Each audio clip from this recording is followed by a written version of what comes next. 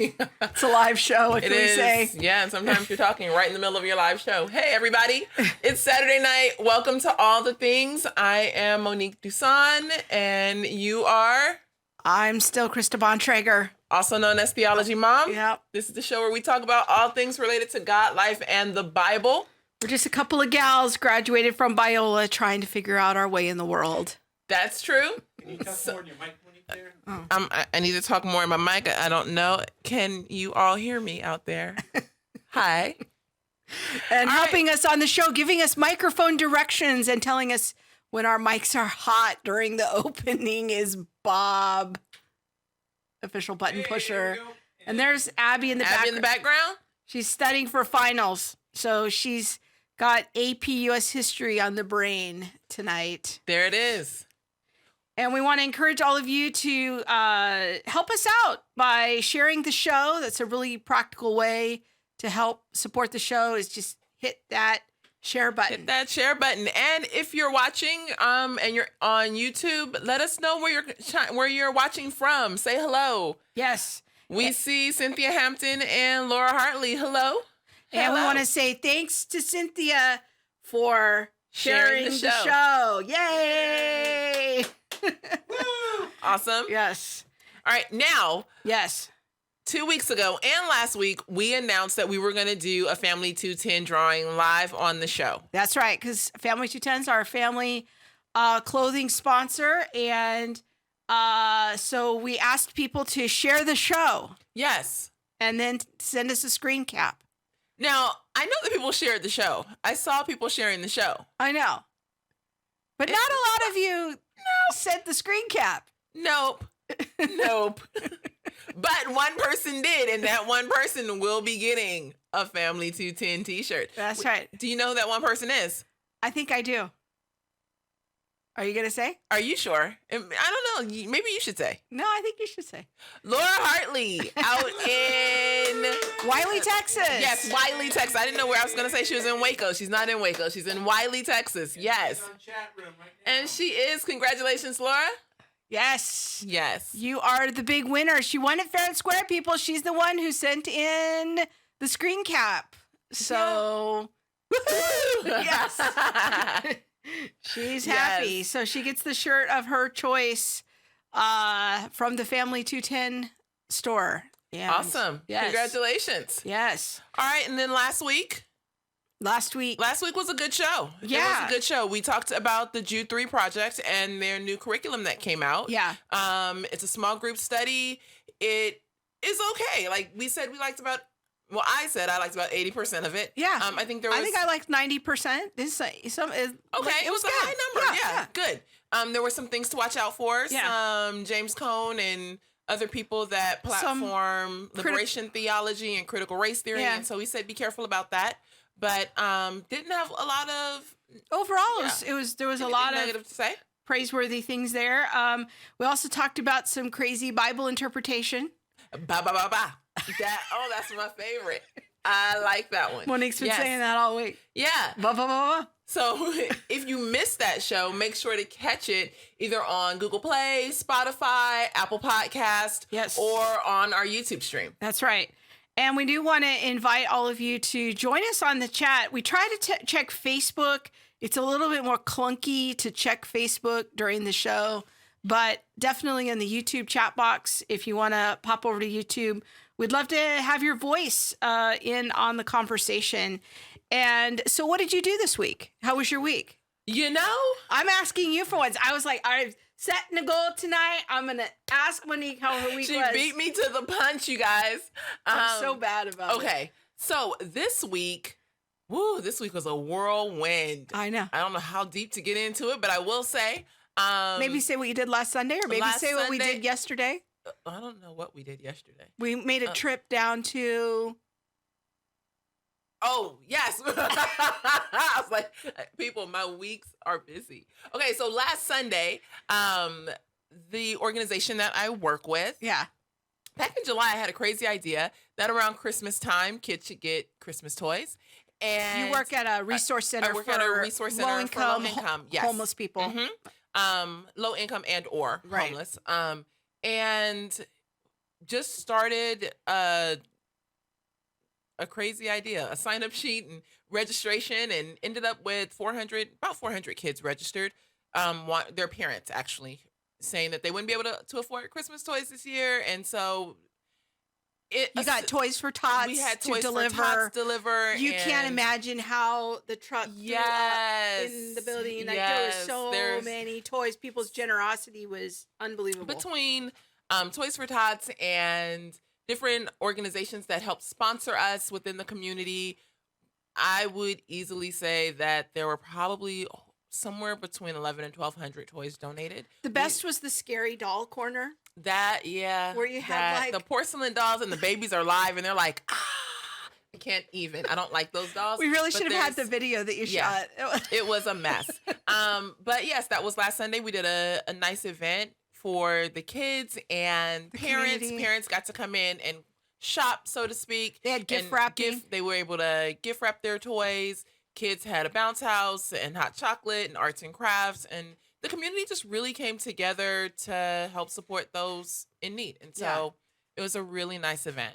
And we really had no idea how large of an event this was until we came to bring Monique lunch. I appreciate that lunch because I was hungry. There were hundreds of people there. We were like, oh my, this is really a big deal. Yeah. You had really organized something there. So, yeah. A big thank you to all of our volunteers, because it takes a ton of volunteers. I think we had 60 to 70 volunteers between all of the prep work and the day of event and things that are happening after the event, and making sure that any child who wasn't able to come still gets their toys. A lot of work, but definitely worth it, and worth it to see the smiles on the parents' faces and the kids' faces.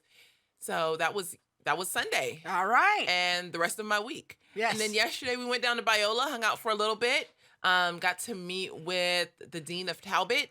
Monique has big plans, people.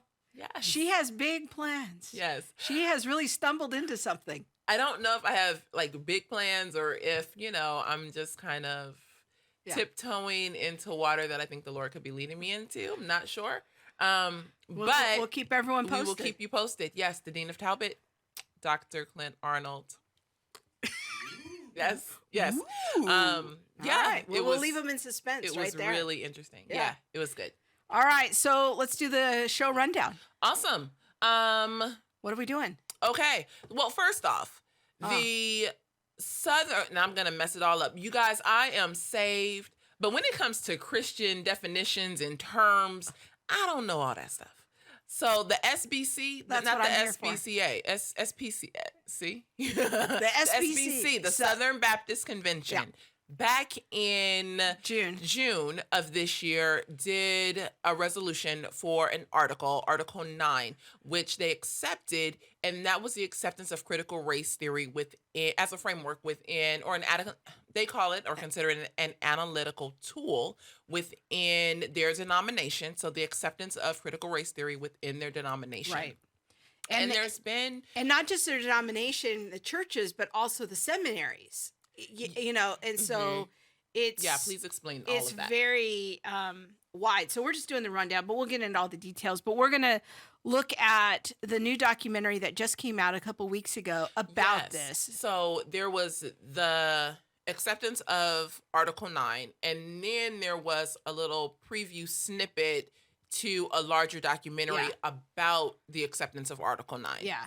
Right? Yeah. Okay. So we're going to talk about the documentary. We're going to talk about the adoption of critical race theory into the Southern Baptist Convention, some of the implications. So that's going to be kind of the top of the show. That'll be the top, but what that brings me to is the larger topic of culture and Christianity. Yes. And how the church, and maybe I'm wrong, but how the church at times adopts culture and allows for culture to dictate the movement within Christianity, as opposed to us being a force and a stand against culture. Yeah. And I don't know, maybe I'm wrong. Maybe, you guys think differently. Chime in and let us know. Yeah. But I think that's more of the concern. It's like, yes, this is just one of the things. Like they've accepted critical race theory or critical theory, and But what else do we accept, and how else do we see that play out in the church? I can tell Monique's really excited about the topic because she's already going into the topic. We're just doing the rundown.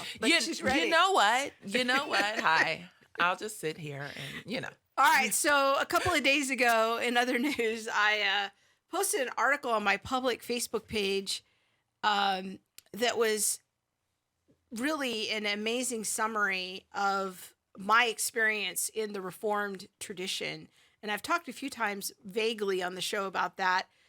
But then I got a bunch of private messages, which almost never happens as a result of the post, where people wanted to know why I left the Reformed tradition. And I don't get people asking me that very often. But since a number of people private messaged me about it, I thought I would talk about it a little bit. And as sort of a follow-up to that post. And then we're also going to have the tweet of the week. Yes. Which is always a fun surprise for me. Yes, it always is. Because I never quite know what the opening's going to be, what the tweet's going to be. And by the time I do find out, I am just surprised. Yes. Okay. All right. Now, we should probably tell people, we really try hard and intentionally not to make this the race show. Yes, we do. We really do. We don't sit up on like Thursday and say, "Hey, how can we talk about race again?" No. But the race topics just sort of find us. I know, and I feel like it's either an email or some kind of message on Messenger, something. Have you guys thought about, or like conversations in the week? Can you comment on this? Yes. And I want to say like, no, but then somebody else will say, "Oh, have you thought about this?" And I'm like, man, maybe. Yeah. I had a good conversation with our good friend Amanda Whaley this week, and it just like authentically came up, and I was like, oh, okay. Here it is again. Yeah, here it is. And people have questions. And so I think that having a safe space to ask questions is good. Yeah. But to your point, no, we don't go out and like search the dark web looking for race conversations and race topics every week. I don't even, the dark web is, well, all of the internet is the dark web to me. I don't know what else. I mean, Twitter is the dark web. Yes. So the thing I think you bring up, though, is I think that maybe why this keeps coming up is that it is so authentically just out there in our culture. Mm-hmm. And since that's sort of like the big topic of tonight is Christianity and culture. And we should probably say at the outset, like, you and I still have a ton of things that we're trying to figure out about the relationship between the church and culture. Yeah. And like, this is not the show where we're going to unpack all of that and the great mysteries of things. But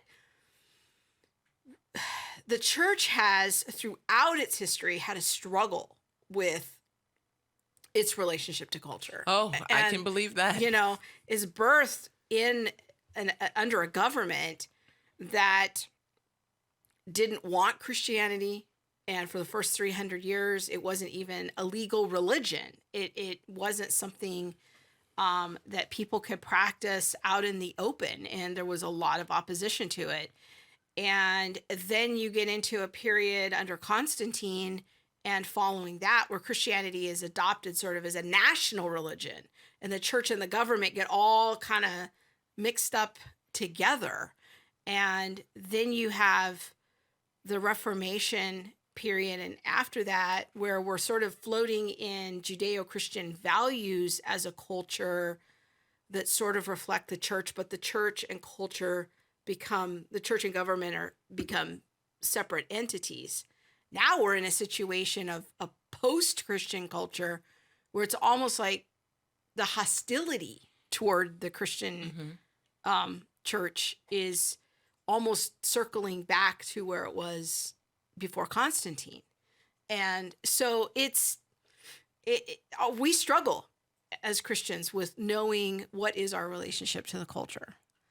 Yes, I don't know all of that history. Oh, but I just did there's a little survey there. But one of my concerns, and one of the things that has concerned me for a while, is our relationship to present day culture.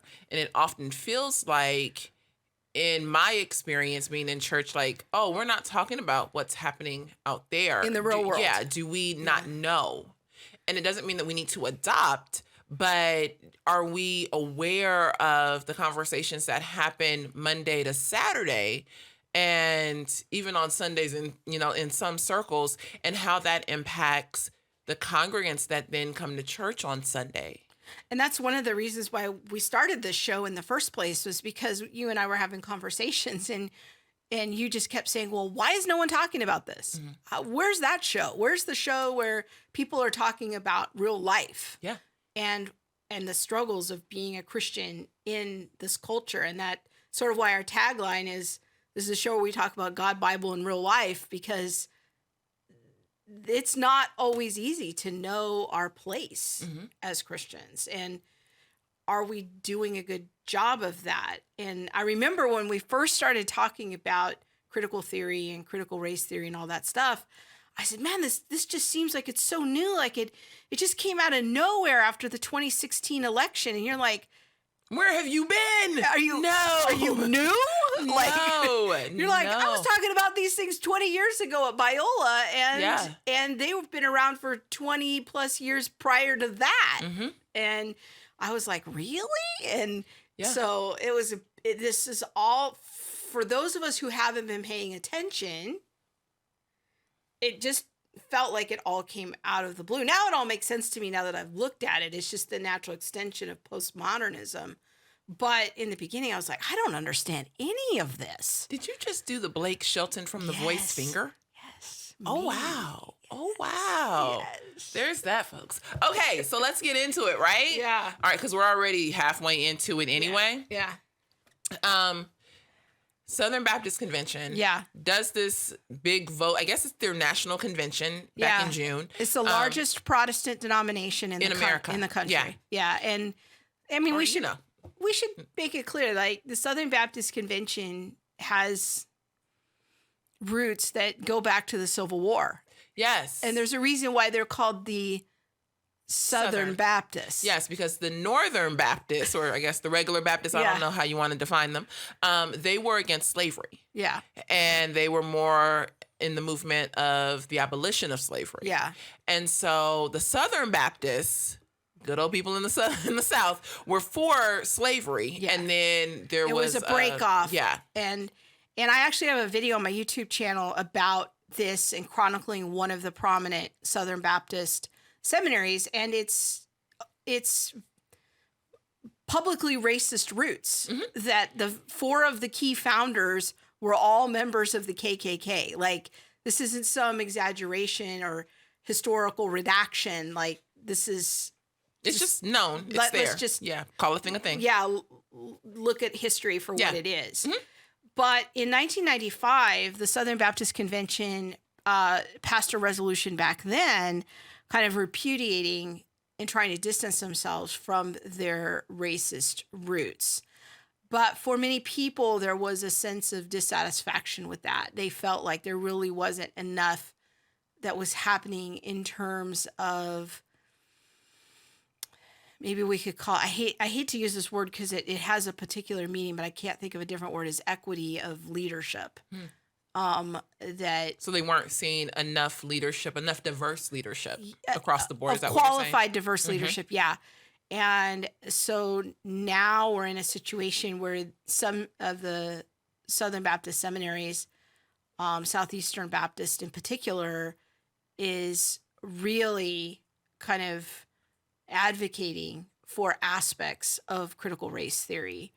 And so that led to the events in June with the passage of Resolution 9, which I think Bob has a screen of the resolution. If people want to check it out, I'll put it in the show notes. But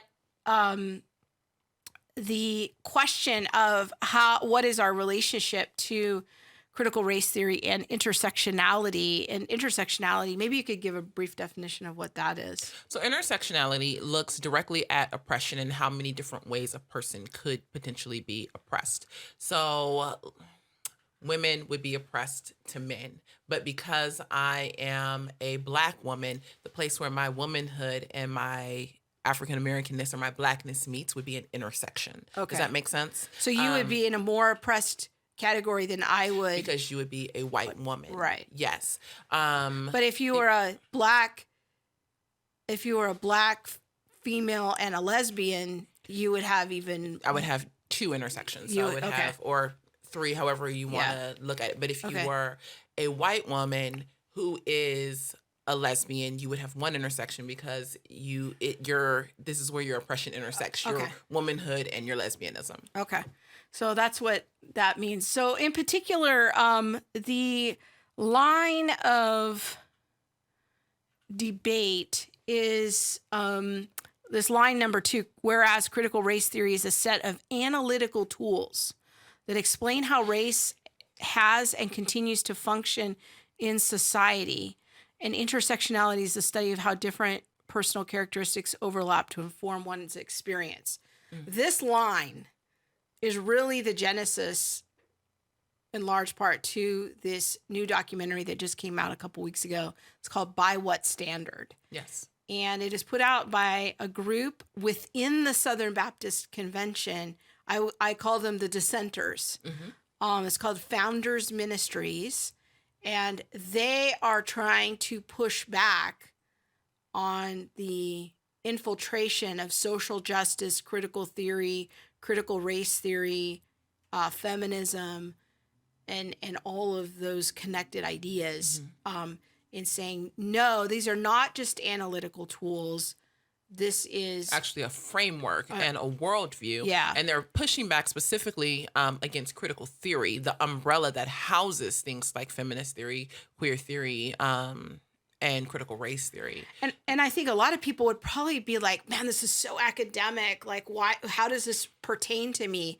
But this is really going to pertain to a whole lot of people in about 5 years when you have a slew of graduates coming into hundreds or thousands of Southern Baptist churches that have been educated in these seminaries where critical theory is being taught. Yeah. And that is going to start trickling down to the pews. I mean, I see that now. I think I told everybody about a graduation I went to earlier this year, and seeing people who were proponents of critical race theory at that graduation and just what that means as a young person coming into the church and wanting to come into leadership and, housing these ideas in this framework. But I think we have a clip that we're going to go to. So this is the opening scene from the documentary, and all of our apologies to the filmmakers. We hope you know that we're just playing this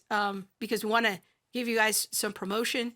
Yeah. And not try to steal your content. We want to encourage people, go watch the whole documentary. Yes, please do. It's highly informative. Yeah.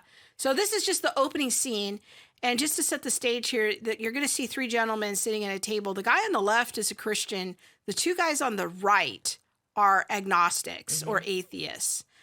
They are what they would characterize themselves as liberal progressives, but they do not buy into critical theory. Yes, Peter Boghossian is the one sitting on the far right, and he just wrote an article in the Wall Street Journal maybe 3 weeks ago that we tried to talk about on the show last week, but thank you, Wall Street Journal, for hiding all your articles behind a registration wall. But he really talks about how academia is becoming just swayed by critical race theory, and there's really no real room to come against it or to stand against it. Yeah. So, all right. Okay.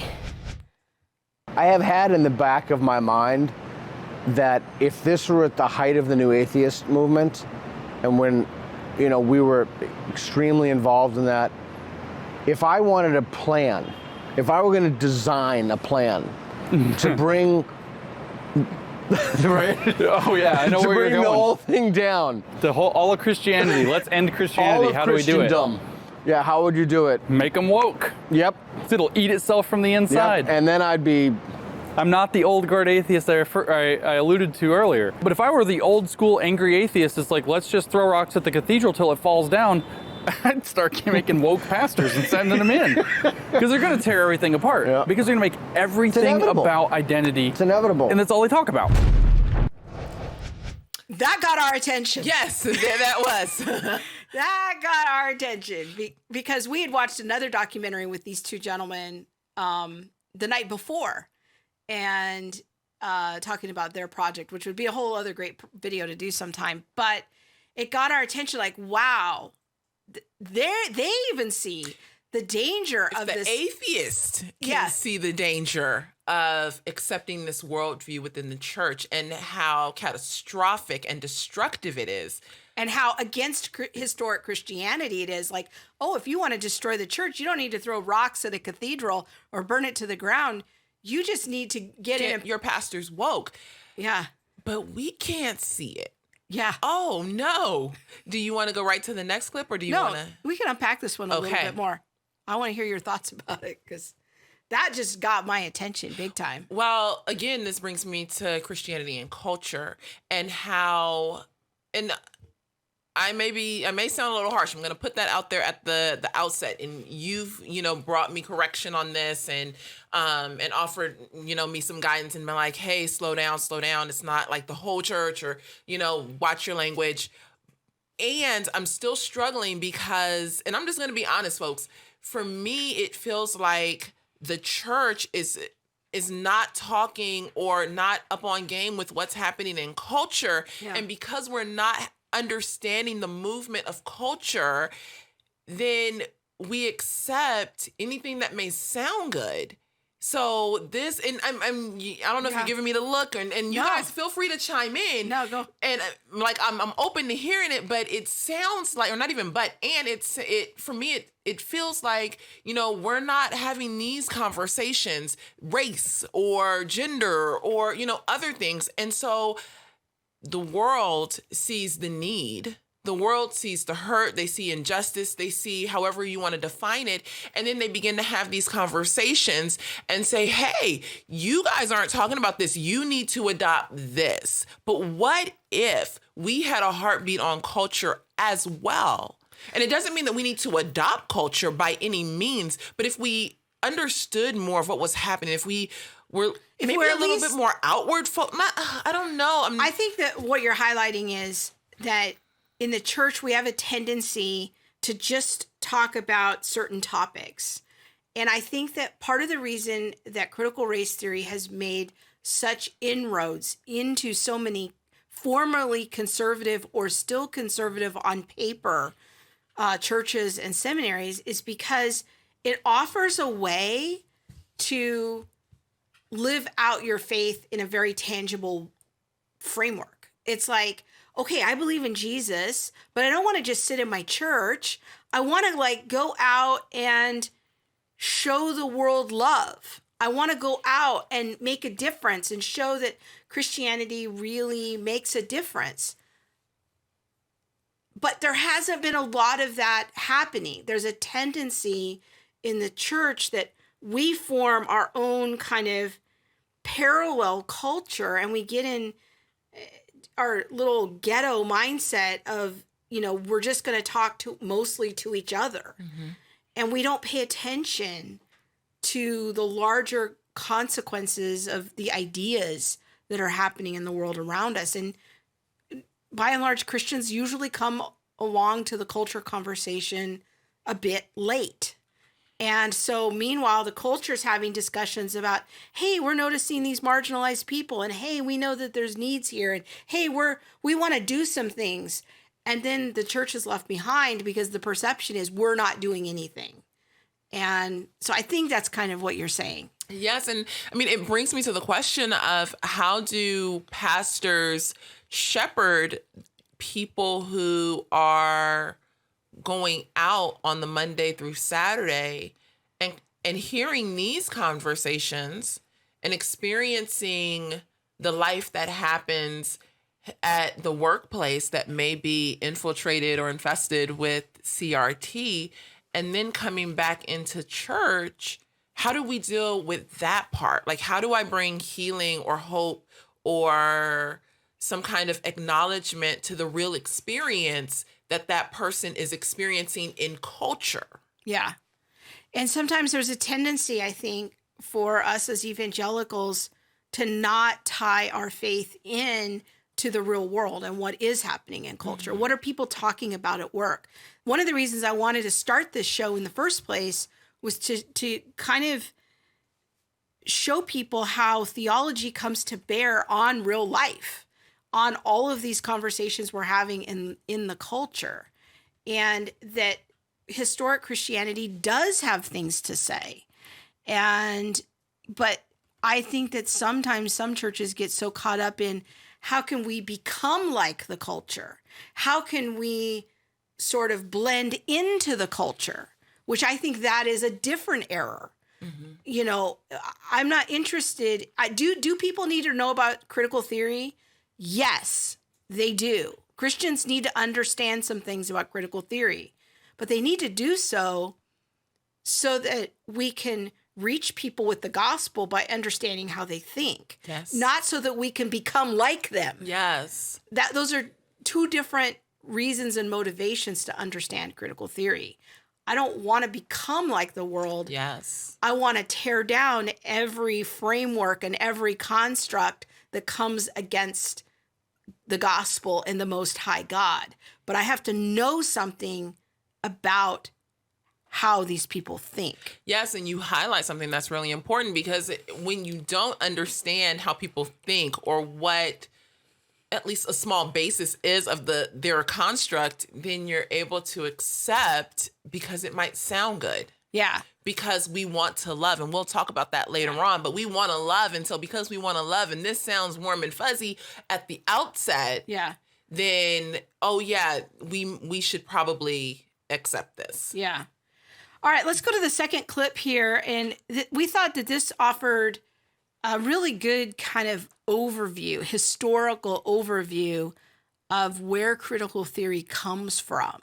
Yes. And it's a little bit of an extended clip, but this guy gives a very nice little history lesson. So let's watch this about the origin of critical theory. And what's going on, we've got to start with Marx. Okay, Karl Marx believed that the world, everything in the world was just matter and energy. He was a materialist. Everything is physical. And as a result, he saw all of history moving forward in terms of one economic system being replaced by another. And basically everything was determined by the economic system. The politics, the religion, the ideology, everything was there to preserve a particular economic system. Now, he predicted that there would be a proletariat revolution, a revolution of the urban workers. It didn't happen. So you get an Italian communist named Gramsci in the early to mid 20th century who looked at the reason why, and his conclusion was that the problem really lay in what he called the hegemony. That is to say, essentially the worldview or the ideology that the bourgeoisie, the propertied classes, promoted. He said the problem is the proletariat bought into the hegemony. And so what we need to do is to create what he called a counter-hegemony. The idea here being that we're going to come up with a new ideology, a new worldview. This will be done through a combination of the intellectuals and the workers that will give them an alternative way of seeing the world and help them realize the fact that they're really oppressed. Further, he extended it beyond just economics. And this is particularly what's going to happen in much more detail after Gramsci with the Frankfurt School and other thinkers. They're going to argue that oppression isn't just economic. It's not just owners versus workers the way it was in Marx. It's all kinds of other forms of oppression. And so the world divides up, in Marx, the world divides up between owners and workers, which correspond to oppressors and oppressed. In these new worldviews that are emerging out of critical theory, oppressors and oppressed go way beyond just owners and workers. It's racial oppression, it's sexism, it's homophobia, it's transphobia, it's Islamophobia, it's fill-in-the-blank phobia. It's all of these things. So they're constantly looking to find new oppressed classes to join in their vision of a better world brought about by bringing down the oppressors and theoretically at least raising up the oppressed. And critical theory is really built around an analysis of society that says that everything really revolves around power structures. And the power structures are there to keep the oppressors in place and to keep the oppressed in their place. There are a lot of other ideas that tie into this. They think of everything in terms of a zero-sum game. The reason why racism exists is because whites take power from people of color. The reason why sexism exists is that men take power from women. It's a zero-sum game. There's always, in order for one person to move forward or one group to move forward, they have to oppress, take power away from someone else. So it's all a power game, and it all really builds around politics, it builds around language, and a whole host of related issues that fundamentally come back down to the idea that matter and energy is all that exists. It's all materialism. And everything that we think we know about the world is conditioned by our culture. It's conditioned by the hegemony. So if you can control the hegemony, you can control how people understand the world, and you can literally change reality. All of that is wrapped up in critical theory. Well, Oh, we cut off his last line, but his last line, or somewhere in the video, he says, but this has only been around for 60 years. Yes. And so Christianity has been around for 2,000 years. And I think that I'm always a skeptic of a new paradigm, or somebody has a new theology or a new framework or a new way of seeing things, and then they want to bring it into Christianity. I'm like, look, my job is to contend for the faith once for all delivered to the saints. Those things that are all agreed upon among us. My job is not to incorporate every newfangled sociological idea into the church.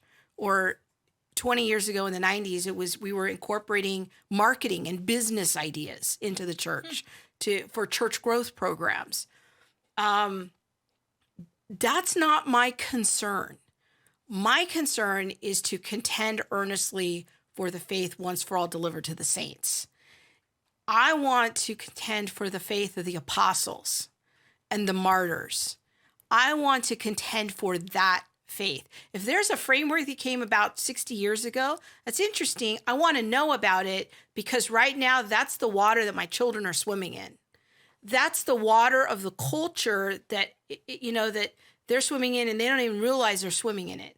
That's the messages that are coming through all the media and all the education, all the books, all the conversations on social media. It's all coming through that filter, that worldview, that lens. And I want to know about it. But I'm not going to rush to bring it into the church. Yes. I need to keep these worlds separate. And that summary, and it shows how complicated critical theory really is. Yes. And also, one of the things that I liked that he said at the end was how it's connected to so many other things. It's all the phobias. If you accept this one view, then you're just naturally accepting this other view. One of the things that you brought up a couple of days ago or a week ago or so, about our talk at WIA and explaining exactly how critical... Women in apologetics. Yeah. Yes, hello, I'm wearing my shirt, Women in Apologetics. Sorry. Please excuse there we go. There it is. The break. But one of the things that you mentioned is critical theory is like a train. And so when you have critical theory as the driving engine, right behind it you have critical race theory. Right behind that, hooked together in the next car is feminist theory. Hooked in the next car would be queer theory. And then in the next car there's other cars coming. Yes. And what I didn't want to talk about because I don't know enough about it, but fat studies. And fat activism.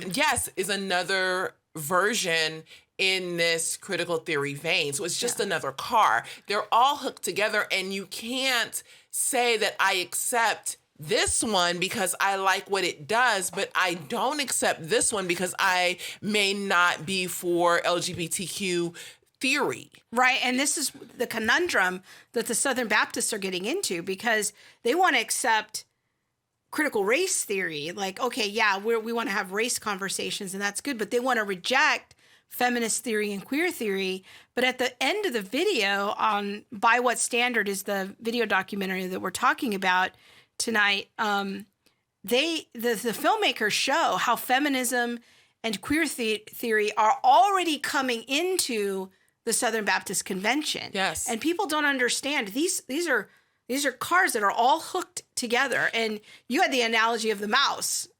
Yes. Yes. So the mouse. So I don't know why I know this, but like if a mouse can get his nose through the tip of any opening, he's able to like wiggle his body all the way through the other parts. And that's kind of how I see critical theory and all of the other subsequent cars. If one part is able to sneak through, all of the rest of it is going to come through too. But again, in looking at... under the banner of equity. Yes. Everything is about equity. You have to understand that our culture is now in a conversation where the highest good, the highest moral good is that of equity and justice. And so when they say, well, we don't want you to impose your morality on us, they're not saying that they have no morality. They're just saying they have a different standard of morality. And that is what they are going to say, here is what is good, true, and beautiful. Their version of equity. But that train is eventually going to get into feminism and queer theory and conversations about equity, because if there's no room for, this group of oppressed people or victims, then there's no room for this group and this group and this group, and along that train goes. Mm-hmm. Yeah. And this is why it's important that we understand what's happening in culture. We don't have to accept what's happening in culture. And in my opinion, we should be a voice against it, and we should be leading a different way. We should have our own train. Yes. And we should be on a different train to show culture. This is how we do it. This is what really works. Because in the end, this isn't going to work. This is a framework that's not going to work. Let's just be clear. Because it gets people just pitted against each other. Yes. And silencing each other. If you don't get into there's only one view that's allowed. Yeah. There's only one outcome that's allowed. Mm-hmm. And if you don't get in line with that, you will be silenced. Yes. Cancel culture. Yeah.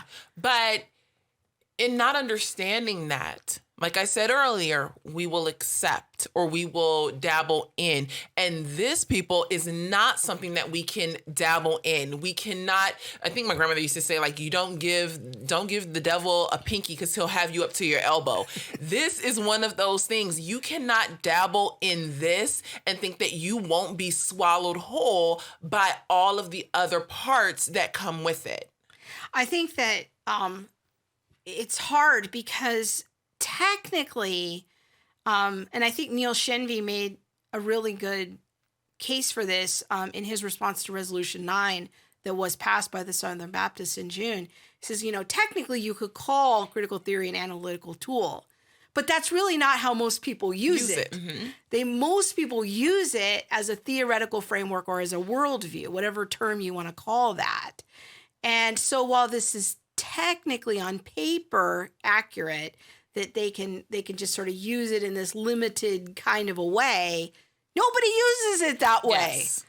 And that is the real conundrum.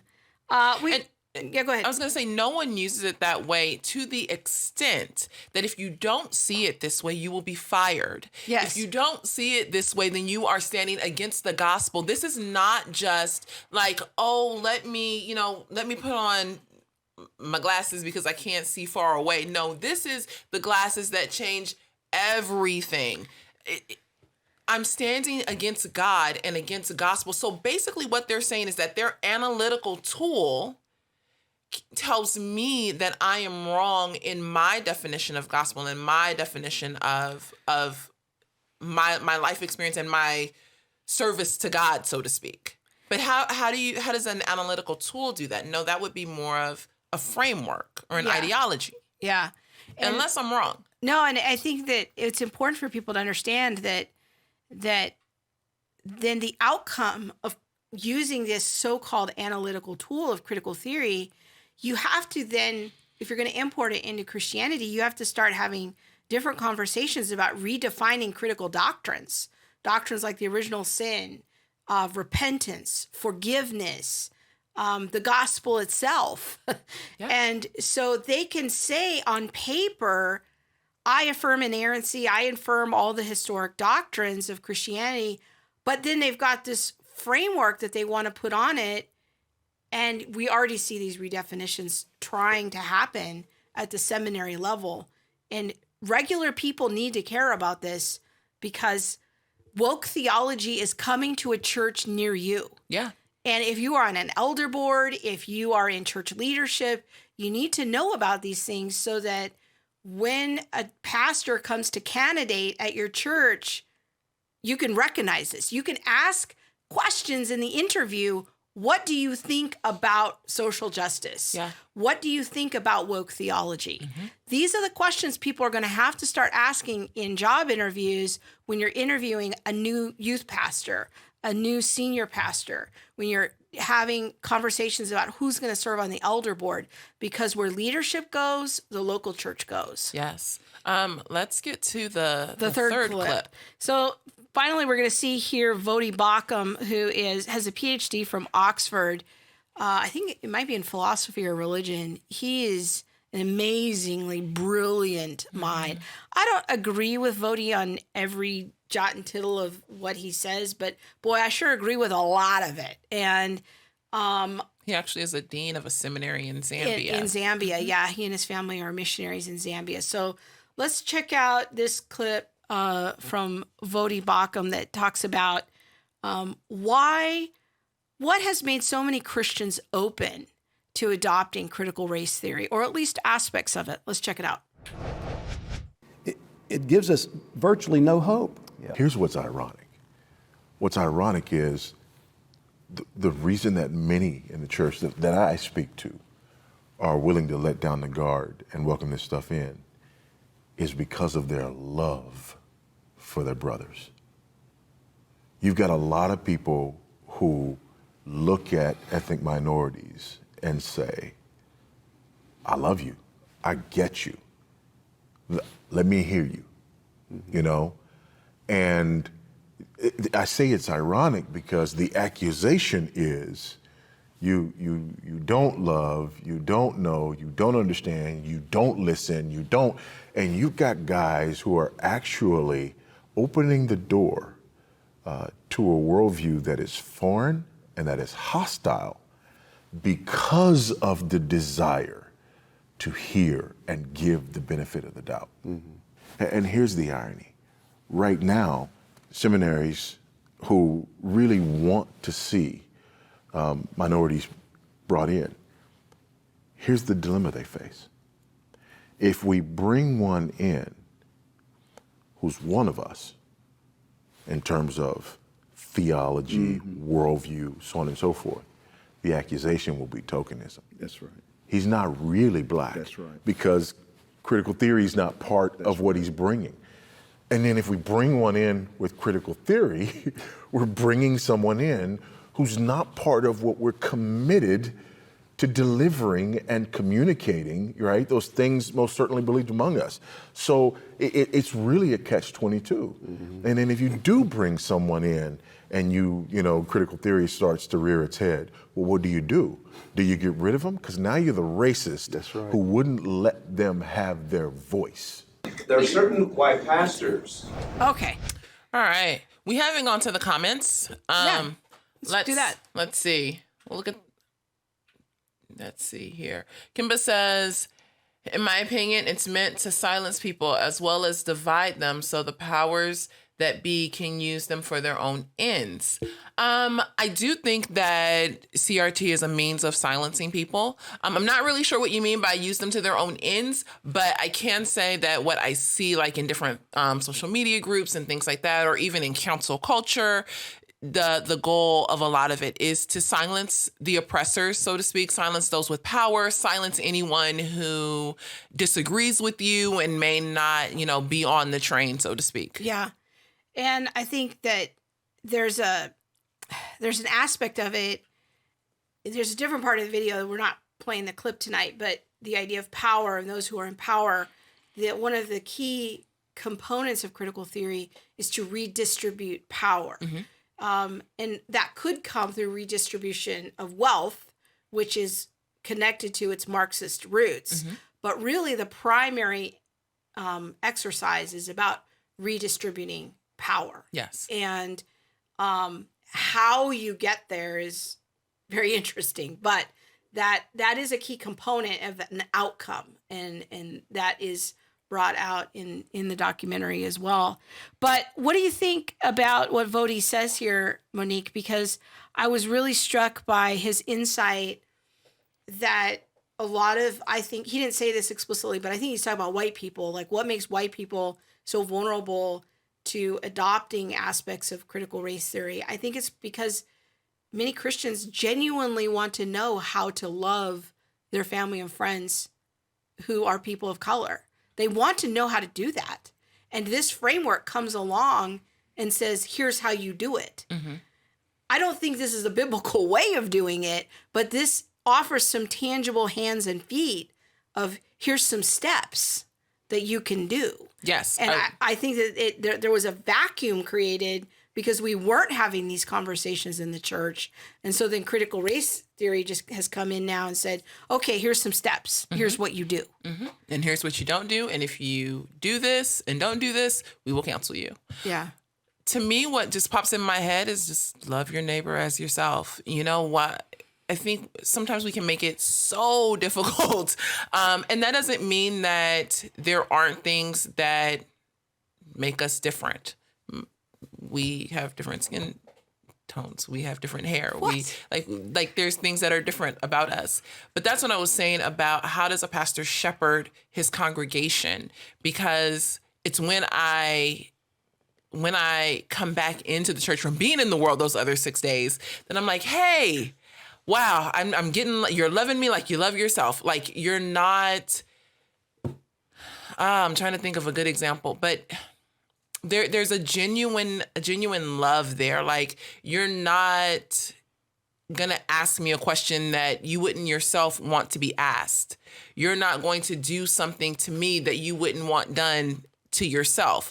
The way that you do ask questions or inquire about things like my hair, for so to speak, would be in a way that would be gentle and respectful and not anything that would be harmful to you. And we're open to conversation if it is harmful. You know what I mean? Like we love each other. We allow for mistakes. Yes, we have grace. Yes, there's forgiveness. all of that. Yeah.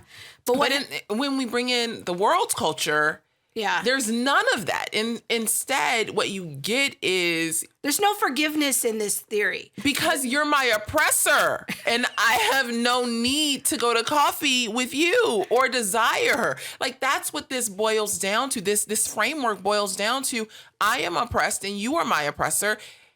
Accept it, acknowledge it. You should be repentant and continually repenting.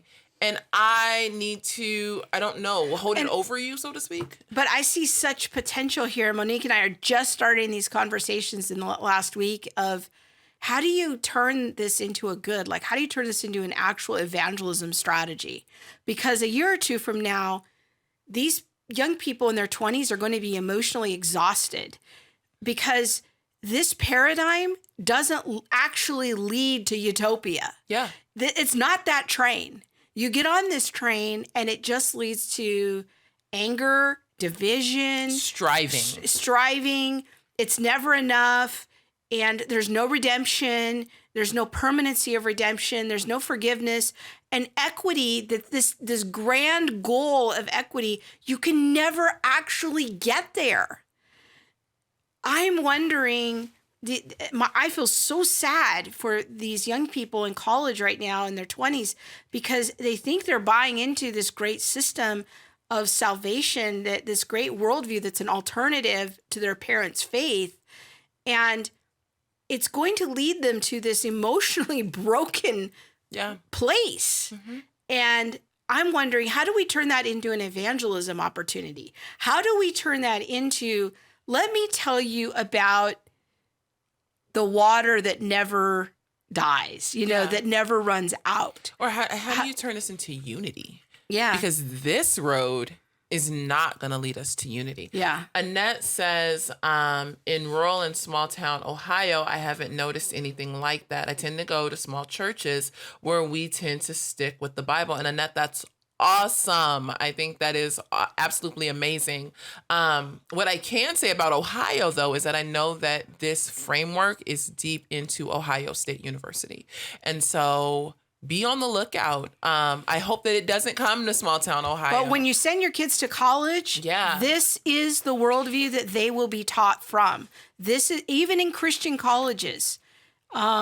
This is the framework, even in Christian colleges, that they are getting. And so just know that you can avoid it to some degree, but this is what the emerging generation is getting. Mm-hmm. And it's pretty universal. Okay, now for the big question. Yeah. Should people use 2 hours of their life to watch this documentary? Yes. You think so? Yeah, or I mean, they could start at minute 37. if you don't want to see the other 8 articles before Article 9, I'd say start at minute 37. It actually starts about 37 and 20 some seconds in. I say start at, oh, you know what? Actually, it's a little bit before 37. It's actually like, what did I say earlier? 29. 28, 29. Be safe. Start at minute 27. And then you'll forward. be there for about an hour. Yeah. Hour and... A little more than an hour and a half. Yeah, a little more. So I would definitely say... Go watch it. Watch it. And then you'll get a better understanding of, how it is creeping in. This is the largest evangelical denomination in our country. Yeah. And if they're being plagued with it, I can't imagine what everybody else is going And through. I've always perceived the Southern Baptists as being so conservative, but this has made an inroads in a really big way in a really short amount of time. And the way that the Southern Baptist Convention goes usually is a leader for other denominations. And we're already seeing the Presbyterian Church in America going down this path, and other denominations that have been stalwarts of conservative Bible theology, but they're going down this path with much rapidity. And so just know that that's out there. Would you say that this is a fair and accurate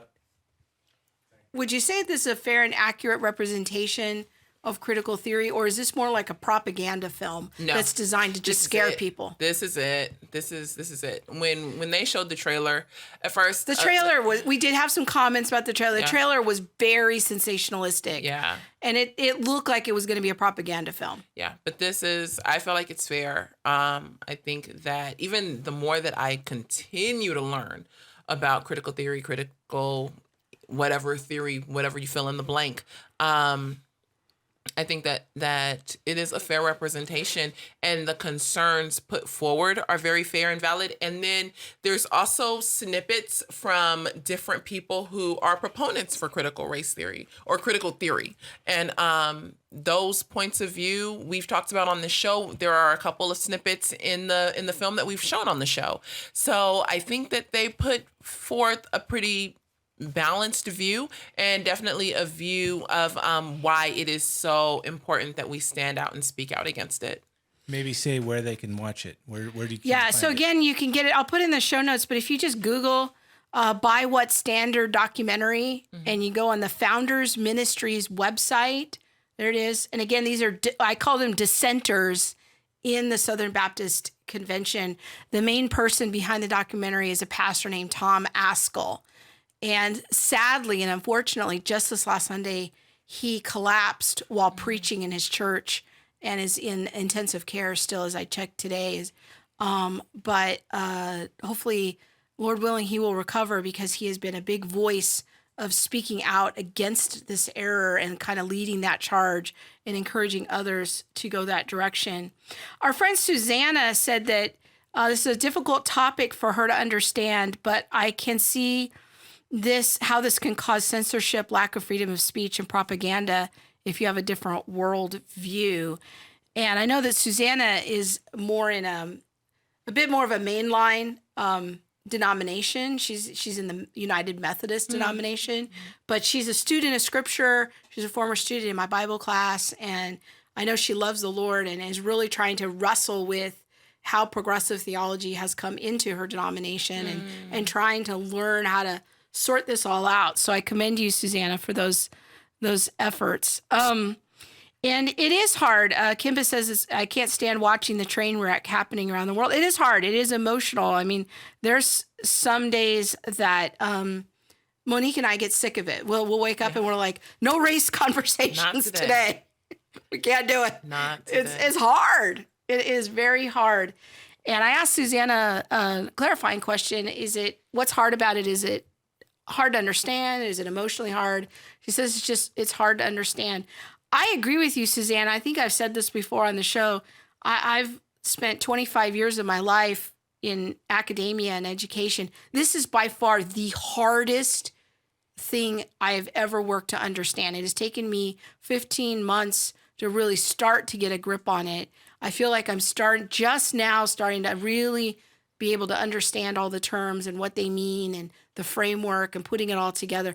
But it has taken me hundreds of hours of study to get to this point. And our hope is to help give you guys some shortcuts so you don't have to go through the pain and misery that we've gone through at times.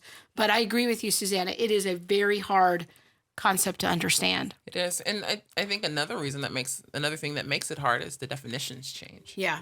And things change to fit there's the very framework. Very specific definitions, that's for sure. Yeah.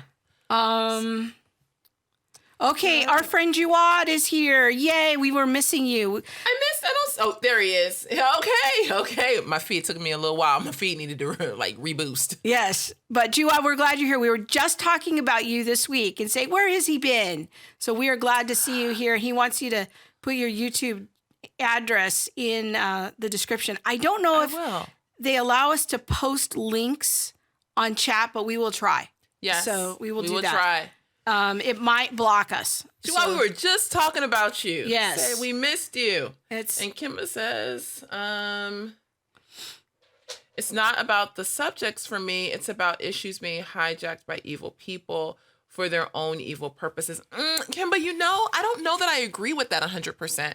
I think there's a lot of well-meaning people. Yeah, that's kind of where I'm at too. Like, I think that each person is created in God's image, and the image of God in me wants to see certain things happen in the world because of who he is and who he has made us all to be. Like, we all have dignity, value, and worth, and those things are to be esteemed, and those are the things that we uphold.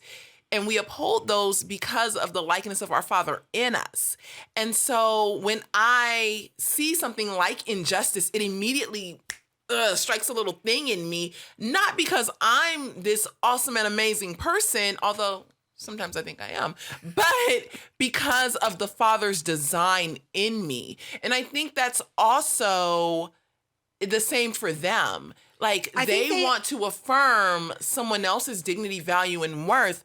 They just have bought into a system that is not historically Christian to be able to do that. I think it's really well said. And I like how Vodi Bakum said it, that many of these people are motivated by love. They really want to know how to love their neighbor better. And I'm very hesitant to say that they're evil or they have evil motivations. I think in many people in the church, these leaders that are buying into this, I think they probably want it for right reasons. They're just not going about it in a very good way. Our friend Jeremy, who I'm super glad is here, that he's chiming in tonight, says about 5 years ago, I learned that some of my former Sunday school students got caught up in critical theory. It broke my heart, but it began me on a journey of trying to understand this worldview. That's awesome, Jeremy. I know that you are in ministry, and we commend you in that as you are laboring for the gospel and to bring truth to your students. Oh, look at that sweet comment he's making. Yes. Your ladies are part of God's answer to my prayer that God would raise up some people who would push back against critical theory. I will say, Kimba said, Mo, that's why they use issues. They use manipulators and abusers will get you in your emotions in order to control you. And this is why we must be versed in the word. This is exactly why. Because people will try to manipulate or control or whatever.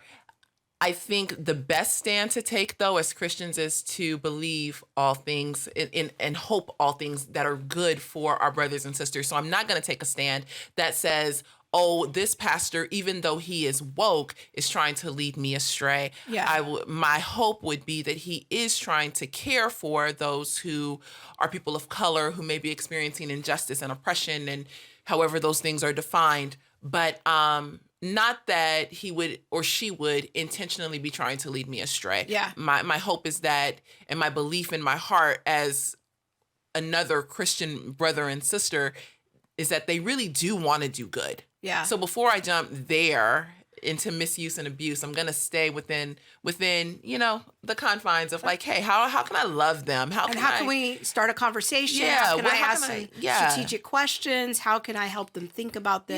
Yeah, because just automatically assuming that it's evil, misuse, abuse, may shut down conversations that I'm really looking to have. So, but thanks for your comment. I really appreciate it.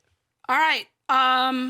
We've been talking about this a long time. A long time. I say it's time to move on. I don't know if that could be like a little song in my heart. Like, Moving on up. We need the I'm Jefferson. moving on up. Oh. Y'all, I should not be singing ever. Ever. Okay, we do want to make sure that all of our friends are going to be part of the Women in Apologetics Conference. Women in Apologetics. It's like my superhero. Yes. Because there is exactly 1 day left to get the early bird rate. So you need to go on their website and get connected. And if you can't join us in person at Biola University in January, be sure to what? They're all Monique's in the shot. Oh, Monique's Am I? Hi. Be sure to Hi. our podcast viewers or our listeners are like, what's going on? I don't really know myself. But we are we have a big announcement that if you can't come to California to the conference in person, the live stream is now going to feature selected breakout sessions. So it's almost going to be like you're there. Yes. And so it's going to be all the plenaries, the worship, and strategic. Oh, that's me again. Excuse me. Sorry.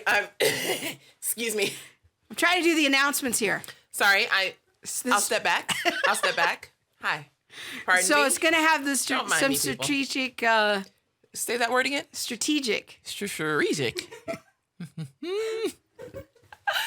We have officially gone off the cliff, folks. We have officially. All right.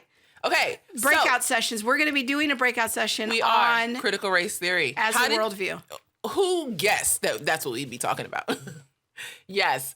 Laura Hartley says she's already registered. Yay! Yay, she's coming to the live stream. And let's just say Women in Apologetics is not just for women. Yes. Our ministry platforms women apologists, but content is open for everyone. Everybody. Yes. So, and even our friend Juad could sign up for the live stream. He's there in Great Britain. He could sign up and... Juad's in Great Britain? How did I not know this? Yeah, I think he's in the UK. I think he told us that once. Oh, wow. Okay, I missed that part. So- yes, Jeremy, that goes for you too. Yeah. And so it's not just a lady conference. It's just that all the speakers are ladies. Yeah, it's a Yeah. lady conference. Yes. There's great days in there, isn't it? Yeah, we usually get like 5 brave men that'll come. But, yes. yeah. My husband will be there. Bob will be there. You can hang out with him. So, all right. Women in Apologetics. 1 day left to get the early bird rate. So go to Women in Apologetics. What is it? .com? .org? Something. WomenInApologetics.com. .com. All right. Go there. Get signed up. It's such a cheap conference. It's like $45 or something. Mm-hmm. And the live stream is so reasonable. So go get connected with that and you will not regret it. You're going to hear some amazing speakers. You guys gonna do something there, right? Yeah, we got some dog and pony show that we'll be doing there on critical race They can theory. watch it on the live stream. If we get selected to be on the live stream. Yeah. You're gonna be selected though, right? I hope so. Okay. We're hoping. Since I was the one pushing it. We have something with puppets we'll do. Who's gonna select it? Who's gonna make the? I don't know, the committee. Shall we flash their phone number up on the screen? Yeah, we could do And that. have them. Yeah, we could start a social media there you go. campaign. People, Oh, let's keep things moving forward. all right. Thanks. All right, so I posted this article a couple of days ago on Facebook, and it was an anonymous article written about what the author was calling spiritual abuse in Westminster Seminary, California, not to be confused with Westminster Seminary in Philadelphia. And there was an alumni who wrote this article. And his name is not Timothy Cho. That's a pseudonym.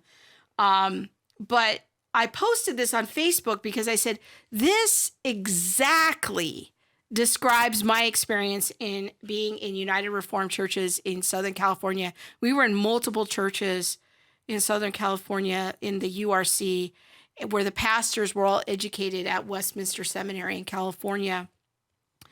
And this article exactly describes many of the reasons that my husband and I left the Reformed tradition after several years, because of the culture. And I've tried to describe this over the years to people, and I've struggled because it just sounds so preposterous, some of the dynamics that I would describe. And when I read this article this week, I was like, yes, I'm not crazy. This and this and this. And I showed it to a couple of my friends who were there at the same time as we were at the church. And they also agreed with me that this was an amazing description, accurate description of our experience in a United Reformed church in Southern California. Now, I can't speak for all United Reformed churches everywhere on the planet. But what I know about United Reformed churches here, at least in Southern California, and with ministers who come out of Westminster, California, this article was just right on about the culture that was created in a lot of these churches. And this is just one quote, but from the article, it says, there was a lot of talk about grace. And I would say the doctrines of grace. You know, the Reformed are big into the doctrines of grace. There was a lot of talk about grace, but there was never a culture of grace. Oh my gosh, I need that like big bold letters, because that is the summary of everything that we experienced there. The high view of grace that we learned when we were Reformed, I mean, that was really what attracted us so much to becoming Reformed, was the doctrines of grace. But once you're in the churches, at least here in Southern California, the culture itself in the Reformed tradition was so legalistic, and it was not grace-oriented at all. And it says, pastoral abuse in the surrounding United Reformed churches and Orthodox Presbyterian Church was covered up and hidden from view because these men were confessional. There was a view of the pastoral leadership that if they were the ones who were abusive and in treating their congregants abusively, you were never allowed to criticize them. You were never allowed to even have a voice. And people who did try to speak up about this were either put under church discipline or told to leave. And it was just such a sad situation. And it was a culture where the doctrines itself were more exalted than actually how we treat people. So everything was about pursuing doctrinal purity, but then we could treat people like crap. And it was just a weird situation. So anyways, I posted this article, and the response I got from it was pretty amazing. I had a ton of people private message me about it. So you have some questions. Yeah. Is this related to Calvinism? Kimball wants to know. Yes. Reformed theology is another term for Calvinism. And these are the people, the stream of Christianity that comes out of the Reformation and believes in the great doctrines of predestination and grace and perseverance of the saints and all of those things. So people in this stream would be Michael Horton, Kim Riddlebarger, Robert Godfrey. Those are all Westminster, California people. People also in this stream in the Presbyterian Church in America that people might know that is Reformed is R.C. Sproul. He was not part of the California thing, but those would be kind of the three big names at the California seminary. Then Juad wants to know, do you baptize your kids in the Reformed Baptist Church? He says you do not baptize your kids in the Reformed Baptist churches, right? Yes, Juad, that's a very perceptive question. So among Reformed Christians, there is one stream that are Presbyterian or what we call Reformed or Dutch Reformed. They baptize their children. Then there's another stream of Reformed Christians that broke away from them, and they believe in what's called believers' baptism. And they hold to a different confession. I think it's 1689. And if you've ever heard of a man named Charles Spurgeon, he was a Reformed Baptist and adhered to the 1689 Baptist Confession. And from the Reformed Baptist tradition is where you eventually end up with Southern Baptists. Oh. So many Southern Baptists are quasi-reformed. Okay. And so if you're in a Reformed, Presbyterian, Orthodox Presbyterian, Presbyterian Church in America, those all baptize infants, and that is the more of the ancient faith way of doing it. If you're a Reformed Baptist and you hold to the Baptist Confession of 1689, then you believe in believers' baptism. They do not baptize babies. You have to have a confession of faith in order to be baptized. So, very good question.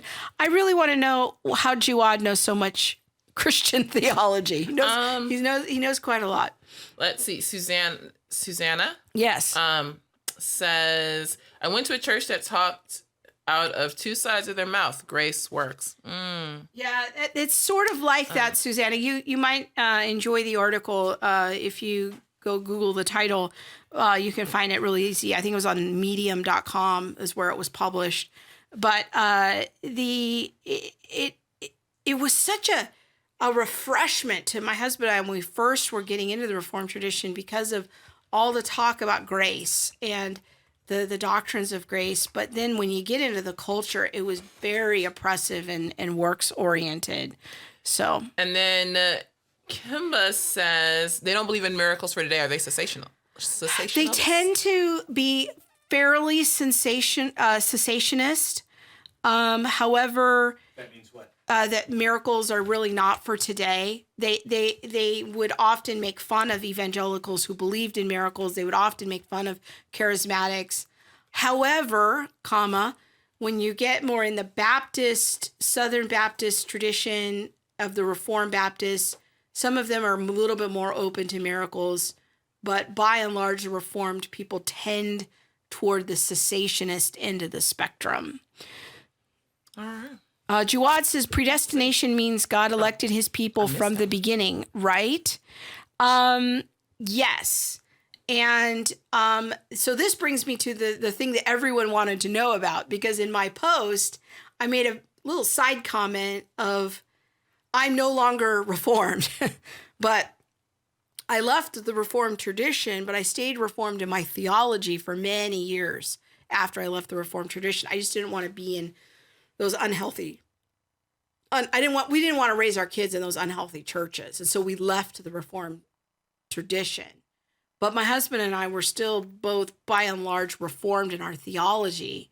But about 5 years ago, we migrated away from Reformed theology because, well, I guess there were two things.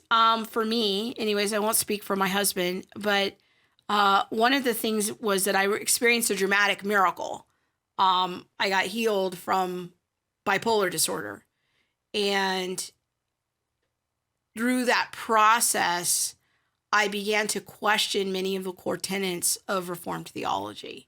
And it kind of set me down a path of needing to rethink things related to miracles. And then the second thing that happened to me is that I began investigating more ancient faith traditions and the charismatic tradition more. So then I eventually left Reformed theology altogether because I'm not as convinced anymore that God does predestine people in the way that the Reformed people conceive it. I have been more persuaded of other points of view. So I think that, but you are right, Jawad, Reformed people do believe that predestination, their version of predestination is that God elected his people from the beginning. So they would say before the foundations of the world, God elected certain people unto salvation and certain people unto damnation. And that free will, what we call free will or choice, does not enter into it. I'm no longer persuaded that that's actually what the Bible teaches. So yeah, I was going to say we need to do a whole video on this then. Because where does free will set in with this, and how does all that work? And we don't have time for all that today. No, but we really don't. But people wanted to know, why did you leave the Reformed Church? Well, that's why I just became skeptical that predestination and the way that the Reformed people conceive it was accurate, and I just am not persuaded that. I don't like the term free will because it's a very technical, philosophical idea. But I do think that God calls us to make a declaration of faith, and that we must push into that, and that we must mortify our flesh, and that we must exert our will in doing that. So anyways, that hopefully that helps people understand why I left. All right, our friend Jawad says, to be honest with you, predestination spoils the free will doctrine. It makes Christianity counter to Islam and Judaism. Well, I would say that not all Christians, I want you to be clear, Jawad, that not all Christians believe in this type of predestination. It is one stream of Christianity. Just as you have in Islam, you have different streams of Islam with slightly different emphases. In Christianity, we also have different streams with different emphases. And I just left this one stream of Christianity because I was just no longer convinced of predestination for probably for some of the reasons that you're talking about. So anyways, let's see. Oh, Laura Hartley says predestination and free will could be a whole show in itself. Oh, I just said that. We are like twins. That's all I'm going to say. I don't know. Do I want to do that show? I hate that topic. Yes. We will be doing that show. Nobody wants to know about that. Yes. Come with all your questions, because I will come with mine, because, hello, people, Bring Mike on. You can talk about it. Yeah. Oh, I don't know. Yeah, we will. I think that's a show that needs to happen, because I need to learn too. Annette says predestination doesn't mean that God only chooses certain people to go to heaven. It means we are predestined to be conformed to the image of Christ. Well, that's actually not completely true, Annette. If you read R.C. Sproul's classic book, Chosen by God, he argues very clearly in that book that the standard Reformed view is that God predestines some unto salvation and others to damnation. And it's a double predestination. Now, yes, we are also predestined unto good works. That's true, but it does mean that God actively chooses some. Jacob I have loved, Esau I have hated. That is one of their favorite passages in Romans chapter 9. And I sat through hundreds of sermons about that when I was Reformed. So, but I wonder if I don't know if she's arguing from that stance, or if she's just saying that predestination doesn't mean that God only chooses certain people. Like, I don't know that, and that you can say, I don't, are you saying that are you thinking that she's saying that, like, that the Reform position isn't? Yeah. I don't know. I didn't read that in that. Here's the limitation of text. Yes. I'm like, what are you saying? Have grace. Yes. But I would say that the standard Reformed understanding of predestination is it's a double predestination. Mm-hmm. Some unto salvation, some unto damnation. Now, some Reformed don't want to go so far as to say God predestines some to damnation. He just overlooks them. So it's sort of more of a passive predestination. But anyways, so there's that.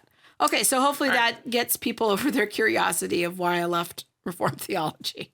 So what's my perspective now? I did have somebody ask me that yesterday privately.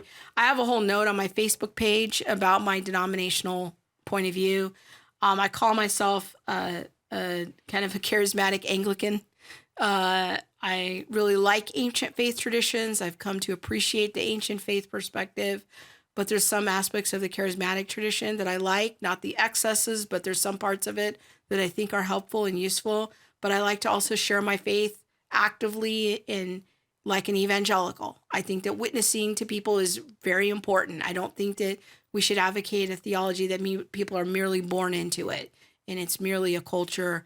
We need to go out and actively share our faith. So I'm trying to straddle all three streams of Christianity: ancient faith, charismatic, and evangelical. That's kind of where I come from. So that's what you're going to get from me. Yes, Annette says, I disagree with Reformed theology.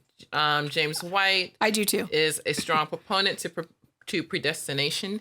Do you know him? Jawad, now the fact, see, I'm a little skeptical that you're a Muslim if you're listening to James White videos.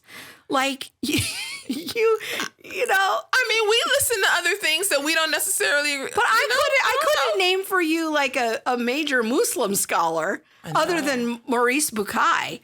But you're right. James White is what is called That's why I like Jawad, because he come with it. He knows some things. He's a man of information. He will get you going. So James White is what we would call Reformed Baptist. So he would be in the stream of the 1689 Confession and Charles Spurgeon.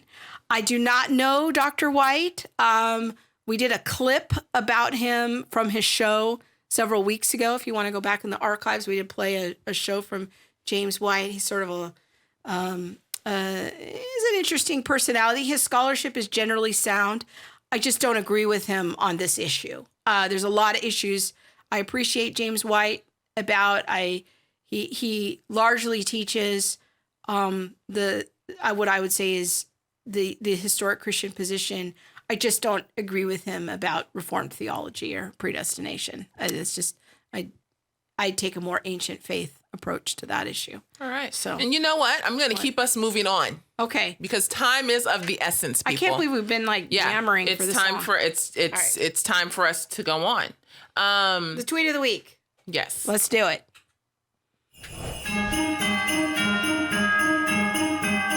Christmas edition. Yes, I love this. This is my favorite one. Yeah, mine too. I love it. Okay. I saw a tweet this week from a guy. I have no idea who he is. For all I know, he's an atheist, but I don't think so. I didn't vet him or anything. But he just had this tweet: unpopular take, small groups tend to create as many problems as they supposedly solve and are vastly overrated by contemporary churches. And so I had posted this on Facebook this week because I've thought about the small group phenomenon. This is something that we've been in this trend of how to do church and doing it through small groups now for 15, 20 years. And I really wish somebody would do a study on what the fruit of that is. Like, how has that shaped the church? What changes have happened? And because I have a theory about it, but I asked our viewers for some takes. So we're going to read a few of those takes here. We've one viewer, I think his name was Daryl. Daryl, yes. Okay, before we even start, let me tell you about good old Daryl Keaton Middlebrook. Oh, you know this guy? Yes. Oh. Without Daryl and Aunt Dorothy, they go back to my teenage years. Oh. Yes. I would not have made it through teenagehood without Daryl Keaton Middlebrook and Aunt Dorothy. And then there was another family. This is good to know. In our church. And we're glad he's here. Yes, they definitely kept me from losing all of my teenagehood. Yes. So they did some good things in your life. They sowed he's a very good man. Some good seeds. And here you are today. Yes. All right. He said valid point, which can be used. And his valid point was, I think it was in response to Bob's post, but which we'll get to in a minute, which can be used for any grouping of human beings, study groups, exercise groups, corporate ideas groups, not just church groups. Structure, discipline, and prep make for effective and positive groupings. Tossing a bunch of lightly knowledgeable people in a room with a study guide, well, may not get the same results.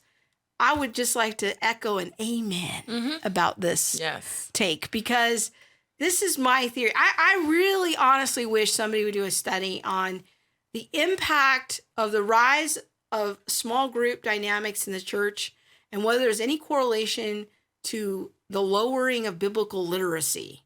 Because I feel like what we've done is we've made a lot of these groups, and people, like, I'm not sure people are properly trained to have these conversations. And what are the purpose of the groups? And are they just lightly trained? Are they trained at all? You know, what is the outcome of these groups? Let's go to another take here. This one was from my husband, who I'm always glad to hear when he shows up for a conversation. It says, I guess education is inferred. Steve doesn't really clarify. That's the tweeter. Seems like he's only saying small groups bad. For me, I've really enjoyed and benefit from the small group in my church. Can I find something negative about it? Sure. If you put in enough effort, hard work, and are truly dedicated, you can find something negative about anything. And this is why I married this man. He is the most, I love his perspective, because I'll have this all like super complicated take, and then he'll come along and he'll just be like, well, this is how I see it. And I'm like, wow, that really makes me think. I like that, because I think you're right. Like, if we just had what?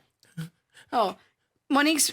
Yes, I wrote a note, people. Yes. All right. She's telling me to be quiet. Yes. All right. Not in so many words. I said we need to wrap up. Right. Since you put it out there for the dark web to hear. Yes. Sorry. I want to talk about small groups. You guys. All right. I love and appreciate everyone here. All right. I do, but I don't think there's anything wrong with talking about small groups. I just think we should also be respectful of everyone's time. All right. And that's all I'm saying. I think we should finish. I wasn't trying to cut you off, but since you put it out there, I'm going to be honest with what I said. All right. So anyways, we need to hurry. Those are my thoughts about small groups. So we'll just leave it right there.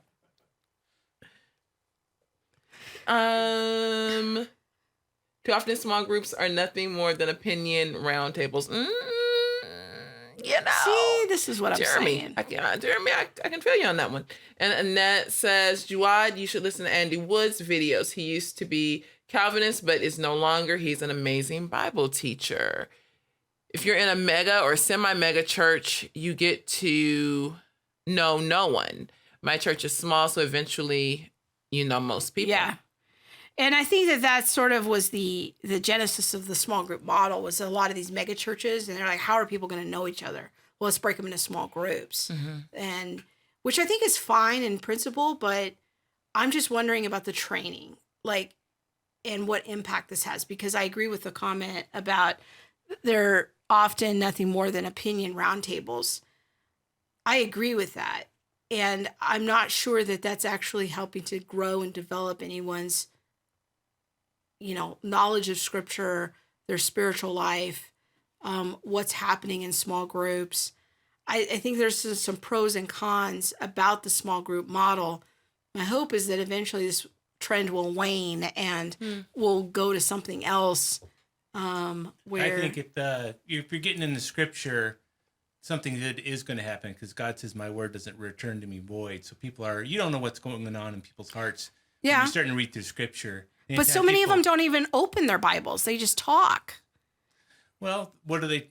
That's true. But all the small groups I go to, we're reading the Bible, and, we're talking about what it means and thoughts and comments about it. What about the intergenerational component? This is another one of my concerns, is that so often the small groups are divided in according to like season of life. So you get all these people in the same season together. What about the intergenerational component that, where's the wisdom of the older generation speaking into the younger generations? Well, in the men's group I'm at, we got quite a variety of ages in our group. So that's always good. I always love to hear different people. So, but But I think as long as you're getting into the Word and you're talking about and discussing about it, thinking about it, these are seeds being planted in your heart, so that God's going to use something with it. So yeah, I would really like to see some small groups talk more about Scripture. I mean, there's a lot of small groups that they read books about the Bible, but or they watch videos about the Bible, but a lot of times they don't actually read or dive into that much of Scripture. And so I don't know, pros and cons. This is some of my thoughts and concerns about small groups. Yeah, I haven't been the biggest fan. I always get put in the single people's group. And then I thought you were going to say, I always get put in the black people's group. No, that is funny. I always get put in the single people's group, and it just annoys the mess out of me because most single people are a lot younger than I am. Yeah. And then like people are always, it always comes up. Hey, so I have a question about writing my resume, because like they're just going to graduate college soon. And you know, and I'm just like, you know, I'm kind of past this stage.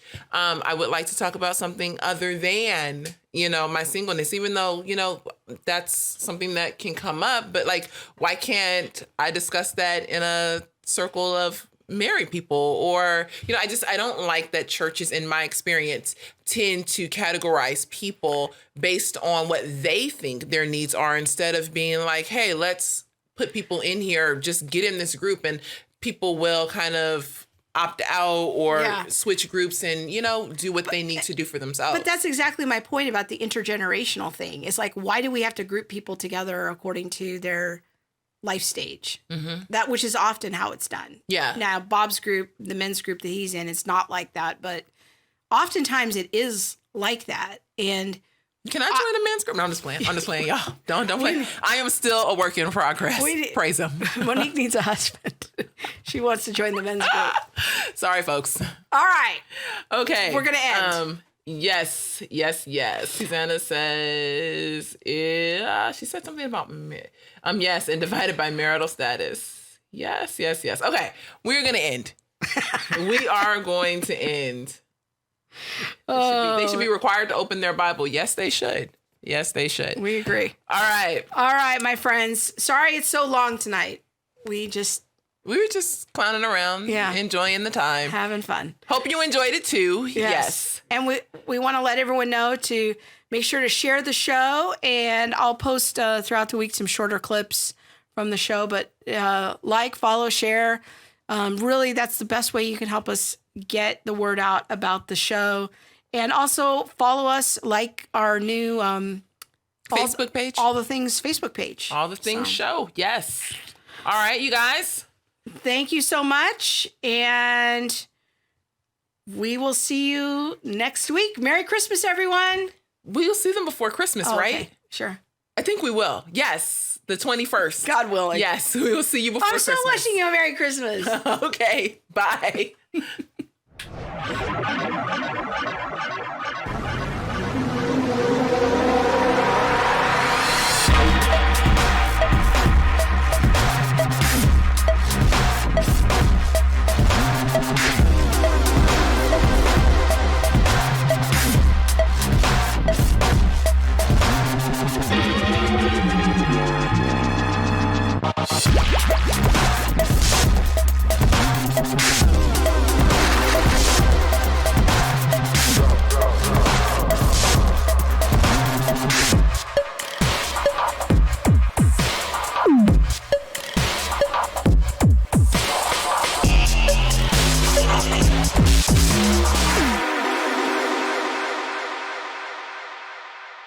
There's nothing